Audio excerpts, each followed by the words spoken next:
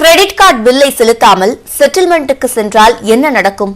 இன்றைய நாணயம் பகுதியில் விளக்குகிறார் சிறப்பு செய்தியாளர் விஷ்ணுராஜ்.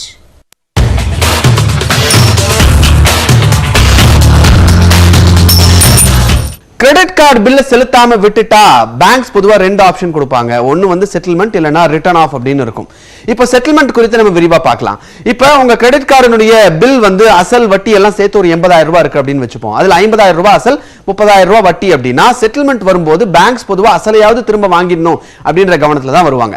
அதாவது 50,000 கட்டுங்க, இந்த கடனை முடிச்சுக்கலாம் அப்படின்னு கூறி தான் உங்ககிட்ட செட்டில்மெண்ட்டுக்கே வருவாங்க. இப்படி செட்டில்மெண்ட்டுக்கு போறீங்க அப்படின்னா பொதுவா ஒரு விஷயம் என்னன்னா, தினமும் போன் பண்ணி சார் நீங்க இன்னும் பில்ல கட்டல அப்படின்ற அந்த போன் கால்ஸ் குறையும்ன்றது ரொம்ப முக்கியமான விஷயம். இன்னொரு பக்கம் சிபில் ரிப்போர்ட்ல அந்த குறிப்பிட்ட கடன் க்ளோஸ்ட் அப்படின்னு இல்லாம செட்டில்ட் அப்படின்னு இருக்கும்.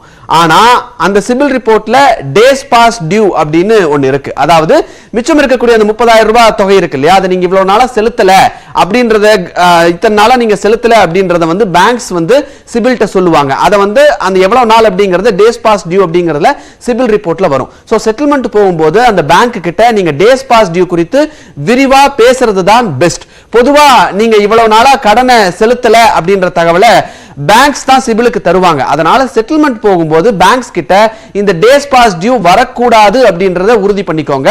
அதே மாதிரி கடனுடைய அந்த செட்டில்மெண்ட் முடிஞ்சதுக்கு அப்புறம் சிபில் ரிப்போர்ட்டை நீங்க ஒரு முறை செக் பண்றது பெஸ்ட்.